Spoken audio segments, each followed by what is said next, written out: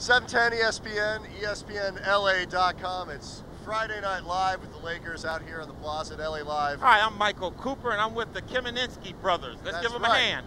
Let's get immediately to who you want to hear from. Let's be honest. Sir, you're not going to clap for them? Well, you got to do it all together. Let's give the Kamenetzky brothers a hand. That's right. It's about time we got the recognition wait a minute. we deserve. There's a young man that's not clapping either. Sir, you going to join us? Well, no, wait. You got to wait and clap when everybody claps, okay? Okay? Let's give the Kamenetzky brothers a big hand. Let's go. All right. Now, I think we can do a little better, though, for the Lakers legend and head coach of USC women's basketball, Michael Cooper. Thank you. 1987 Defensive Player of the Year, eight-time All-Defensive Team. Why do I have to read it? Yeah, you should know that. Why are you reading it? Let's go. 1987 Defensive Player of the Year, eight-time All-Defensive Team, 5 championships. One of the original 3-and-D guys, I think. The original what? 3-and-D guys. What's that? I don't know. Three-point shot, and then defense. You see guys like Shane Battier, people like that now. That's what they call them. That's what the kids call them. I didn't know that had a name. It did. 3-and-D. Yeah, well, there you go. The original. Okay, good. We'll get into some Laker you topics. You could have paired me up with a little bit better person than Shane Battier. I like him, but wow. Yeah. This just in: feud between Michael Cooper and Shane Battier you guys brewing. you guys should get on Twitter. Bruce Bowen. Yeah. There you go. Now. Wow. Go better. Wow. You got to dig deep. I'm going to make you dig real deep, okay? Before we get into the Lakers, there's just yell it out when you forgot. I am. Okay. I'm really stop thinking. at any time. Yeah. There's no, I think, more passionate advocate of women's basketball in this city than you. And Lakers basketball. And you, but also that. You're obviously the head coach of the women's team at USC. You were once the head coach of the Sparks. Talk a little bit about how the Trojan season ended and what you're looking forward to for next year. Well, obviously our main goal every year is to make the tournament, and we have been there since 2005. And again, I thought we had an exceptional season. We ended up 18-12. Had a great RPI. Our strength of schedule was good. We went out and played Notre Dame. We played Texas A&M down at their place and lost that one by 1. Played Georgia in Georgia. Played Nebraska, who ended up being number 10, I believe, in the country when they weren't even ranked at the beginning of the season. So we did our due diligence as far as trying to show the committee that we were a team on the rise and one that's coming up and not afraid to go out and play people. But again, I'm finding out now the magic number is 20. You got to get 20 however you get it. So we're going to come and play the Kamenetzky brothers 18 times before we start league play, and then we'll get our 20 wins. That will get you at least 20. You might get 25 get us out of those 18 that you might beat us so bad. What are the prospects, do you think, next year of getting 20? How do you think the team's going to shape out for next year? Well, we got a great schedule next year. I think the last 2 years we traveled more than probably just the program has ever traveled. We did a lot of traveling around. This upcoming season, we have 11 pre-conference games. 9 of them are at home, and the only place we got to travel is one is to Fresno State, and the other one is to University of San Diego. Okay, so we're looking forward to USC in the tournament next year. Just go ahead and get your Knocking the door tickets. down. Go get your tickets to Galen Center now, because if you don't, I promise you, Michael Cooper will show up at your door and drag you there. Oh yeah. He will berate you until you show up to a women's game. Do you believe that, sir? He will. Okay. Don't mess with him. He got dark glasses on a cloudy day. Let's talk a little bit about the Lakers. So that's it on the topic of women's basketball. That's we can circle back to it. Oh, okay. Well, it's a U-turn, not a circle, a U-turn. Ramon Sessions is going to make his first start tonight with the Lakers. Talk about what you think he's brought to the team and what you've seen. Well, before I talk, I want to hear what you got to say. What do you think, Ramon? Is it Ramon? It's Ramon. It's Ramon. Okay. I'll tell you 2 things I like about him. Yeah. Steve Blake, Derek Fisher together average 1 shot per game at the rim. In 4 games. First of all, Ramon now Sessions you're getting on my bad side because you're talking about Fisher. I'm not so bad, but you're adding an element that they didn't have before. You got a guy who can get to the rim. Hey, it's just us 3 up here working, okay? We'll get to you later on, okay? So I like that element because it adds somebody who can get to the rim, take a little ball handling pressure off of Kobe. I like that he's getting to the line. So now you're talking about generating some easier points for this team, which is something that they've needed all year long. Yeah, along with those points, which are very, very valid ones, I like the fact that he brings a different level or gear to the game. Obviously, the Lakers are on a transition team in the sense of showtime, where they're going to run up and down the floor and get 30, 35 points out of transition. But this young man, after a team makes, and sometimes when they miss it, he's going down the floor, and he's creating some offense not only for himself but for other people, and that's what I really, really like about him. His defense still remains question mark for me because, again, there's a couple of teams that he hasn't been able to handle when the Lakers that he hasn't been able to stop some of the guards. But again, he's another great facilitator, another good point guard that can get his shot off of pick and rolls, and the Lakers do a lot of that. And again, he makes others around him better, so Kobe doesn't have to shoulder the load all the time. He also, too, he makes the game fun.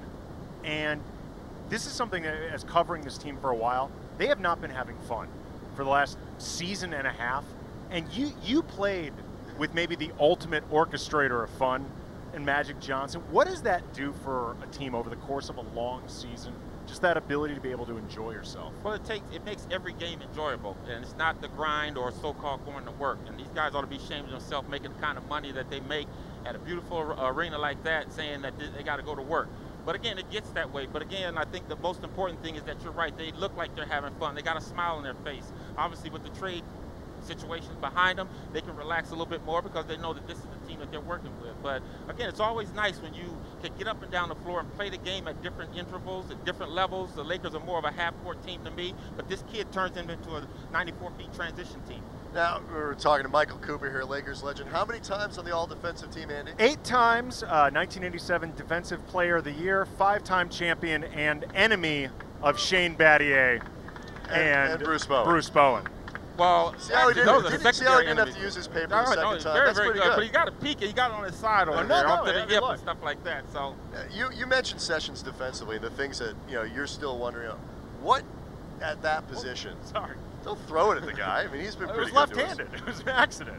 What goes into, especially at a guard position, to being a great defender? Because you are kind of out there on an island. Well, I think the first and foremost is he has to get the idea of the Lakers' philosophy of what they want to get accomplished on defense. And I think with the time that he's had now and the reason that he's going to possibly be starting tonight, he finally gets it. But again, you just have to pay attention to detail, get into your scouting reports, know players' tendencies, what they can do. And I'm pretty sure he knows that. But again, he's playing people that coming from Cleveland that you were, okay, I'll come and we'll get the win tonight. Lakers play a championship game every night, and you're going to get people's best shot and their best skills at what they do for that evening, and I think that's what he's having to deal with. But again, I really, really like him. I think he's going to help the Lakers in the defensive, especially in the playoffs once they get there. Up until the Laker trade, I didn't think the Lakers were good enough to get to the Western Conference Finals. Now they're good enough. Hold up, dude. Now the Lakers are good enough to compete with Oklahoma right now. I think that's the team that they're going to eventually see in the long run. What appealed to you from the outset about playing defense? Because for a lot of players, they have to be taught to, I guess, love it or convinced to buy in. Larry Bird called you the best defender he ever saw, which is pretty good because he was pretty good. But it goes back, I thought I was given the great fundamentals in high school. I have definitely had a George Turgeon was my Pasadena High School, who taught us the fundamentals of defense, of foot movement, staying down low, and we worked at it every day. But once I got to the Lakers, Coach McKinney, who was the coach after Jerry West, when I got there, he said, "Coop, the only way you're going to make this team is you play defense. I got Jamal Wilkes, I got Kareem, I got Norm Nixon. That's 80% of the scoring. So anything you get has to come out the defense." So he sold me in that aspect. And once Magic came aboard and we understand that defense wins championship, offense will win you some games, we all put it together. Where was the point, though, that you think, though, you learned to love it? Where you learned to just enjoy it? It had to be my first year with the Lakers. When I got in, I understood what it was going to take for me to keep the team. So instead of not wanting to play defense, I just got into it. And again, I've had over the years, some great coaches that teach me different ways, but I understood that that's how I was going to score, off defense, and that was the way I could make my mark with this team. You're a guy who played a lot of games and basically showed up every night and played. And a lot of those guys back then, I know we've talked about this before, about the pressure to go out and play. When you see somebody like Kobe Bryant, who has logged the kind of mileage that he has, doing what he does every night, how do you react to it? And also, how hard is it to continue to perform at that level at his age with his mileage? First of all, people don't really understand. That is very impressive what Kobe is doing, especially when he could afford to take a night off. But you got to have the love for the game, and that's what kept me going and kept me playing. But again, to just speak on Kobe, I mean, for him to come out and play with a broken nose, headaches, flus, and situations like that, and to play at the level that he's playing at, that's why they call players like Kobe legendary players, because they do it when other people can't do it. But again, it's about playing basketball. Yes, it's your job, but it's something that you should enjoy doing. And when I was with the Lakers, that was the one thing that I was concerned about, is losing my position. We used to say that to different people. If Magic's going to sit out, you better be careful, because I'm after that starting spot. Probably going to take Magic's spot, but we let him know. Was it very convincing? Again, exactly. Did you ever bring that up to him? Hey, Magic. All the time. That's right. You what sit was down, his I'm going to go get your spot. And he would just shake his head and laugh. And I mean, he did that to other players. So the fortunate thing we had with the Lakers during our era is we had people on the bench that were itching to start and itching to get some minutes. So them starters had to stay on their P's and Q's. Well, when Magic also, too, when he jumped center, he kind of gave you that, yeah, all right, seriously, dude, I could take your position. I don't care what position you're at. I really might be able to do it. Remember who he was dealing with, Chocolate Thunder, who was a man-child. See, and Darryl was, what, I believe 22 at that time, but he acted like he was 17. So that we threw a curve at him. But no, Magic was just the ultimate competitor. And Coach Westhead wanted Jim Jones to jump, and Magic was like, you know what, let's throw him something mental to deal with. Let me go out there. Magic couldn't jump over this rug hardly, so it wasn't about winning. The term is jump center. I mean, jump being a relative. He actually did a good job. He got up there and almost tipped the ball. In practice, I mean, did he ever dunk? Did you ever see hops from Magic? Yeah, but Magic was like, Magic's motto in dunking was this: it's 2 points, whether I lay it in or I dunk it. It's 2 points. We're talking to Michael Cooper here. What do we call this thing? Friday Night Live, that's right. What? 710 ESPN, Friday Night Live, that's what this is. Okay. 710 ESPN, Kamenetzky Brothers, Michael Cooper. What was the best team that you played on? You won 5 titles. Which was the best team that you were on? Our best team, I felt, honestly, was our 1989 team. Because we were about to three-peat and do something that hadn't been done in a while. The year before, we did the repeat that hadn't been done in 16 years. And until Byron Scott and Magic got hurt, that team was phenomenal. I mean, we could play at any level, any way you want to play. You want to play physical, we'll get physical. You want to play a finesse game, you do that. You want to rebound, we used to go big. You want to go small, we get small and go what Pat Riley would call Riley's runts. And he put all of us out there and we run up and down the floor. That 89 team was real special until that last game, you know, the final series when we played Detroit. So it's just kind of ironic that's the one that didn't win. That didn't win, exactly. Sort of the other side of that question, how painful is it, or can you describe the pain of getting to the finals and not winning? If you get there, let's just say that the stars are in line and you happen to get there as a team, and say you run up against another team. Did you say Houston? You better go on. Security, can you take this guy, handle him? Are you security? Yeah. Be nice, all right? But if you get there and just say you run up against a buzzsaw, a team that's just better than you, it doesn't hurt. But the one thing that hurts is when you get there, and again, in our 89 situation, we knew that we were going to win the championship. It's just a matter of how many games it was going to take us, and then you get key players to go down. That's more frustrating. That's the one that yeah, sticks that's with the you. one that stings the most. So, but anytime you can get to the NBA final or a final in anything, you know, it's always an accomplishment for that team's effort for that year. Michael Cooper is gracious enough to be signing here or there, right here, as soon as we're done. I have one more question for you, though. Again, coach of USC basketball. We talked a little bit about the pain. USC women's basketball. Right, USC. Thank you for the correction. I didn't even have to look at the sheet. Exactly. I didn't even have to look at the sheet. I am someone who may feel like you have to distinguish between the men's and women, because the women's game doesn't need a title. How'd I do? Was that digging up, or is that? When's the last time you've been to a women's basketball game? I have been. It was 2 years ago. 2 years ago. And why don't you go? So this is what I'm talking about. If you don't show up to a women's game, Michael Cooper, why don't you go? will come. I have no good excuse. None at all. No. Why do you go to a Laker game? Because that's my job. This is, you know. Well, I can get you free tickets to a women's game. I gotta eat, man. I gotta show up to these things. Well, your brother will take care of you. No, he won't. No? I'm too busy going to USC women's basketball games to take care of him. There you go. I know how much. Fast, I know what he makes. He can't afford to take care of me. I just believe that women truly play the game like it's meant to be played. Again, I think with all the money that's being thrown around in the NBA now, a lot of players don't take the time to learn the fundamentals of the game, and that goes back to coaching. And you know, if I'm a great coach, did you say wrap it up? Wow. I see everything. I'm a coach. I'm supposed to see everything.